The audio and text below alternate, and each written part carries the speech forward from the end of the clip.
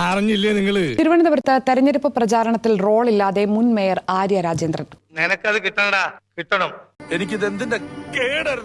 CPM ആവേശത്തോടെ നടത്തിയ പരീക്ഷണമായിരുന്നു രാജ്യത്തെ ഏറ്റവും പ്രായം കുറഞ്ഞ മേയർ. ആര്യയുടെ ഭരണത്തോടെ ചരിത്രത്തിലാദ്യമായി തിരുവനന്തപുരം കോർപ്പറേഷനിൽ കാവിക്കൊടി പാറിയതോടെ നിയമസഭയിലേക്ക് പേര് പോലും പരിഗണിച്ചില്ല.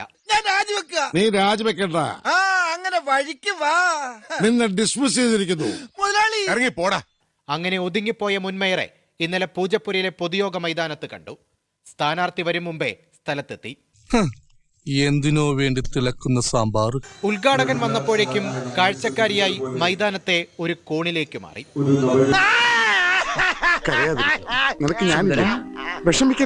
മുന്നണിയിലെ പ്രധാന നേതാക്കളൊക്കെ വേദിയിലെത്തി.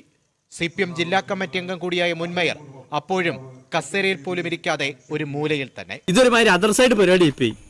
മറ്റടുത്ത പരിപാടി. MA ബേബിയുടെ പ്രസംഗം 1.5 മണിക്കൂറും പിന്നിട്ട് തുടർന്നതോടെ നേരം ഇരുട്ടി തുടങ്ങി.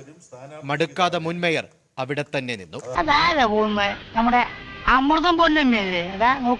MA ബേബിയും ശിവൻകുട്ടിയും ഉൾപ്പെടെയുള്ള നേതാക്കൾ സ്റ്റേജിൽ നിന്ന് ഇറങ്ങും മുമ്പ് തന്നെ തിരികെ നടന്നു.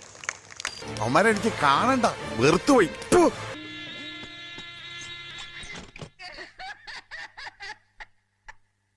ഞങ്ങൾ അങ്ങോട്ട് പോയിട്ട് അടുത്ത ശനിയാഴ്ച വരാം.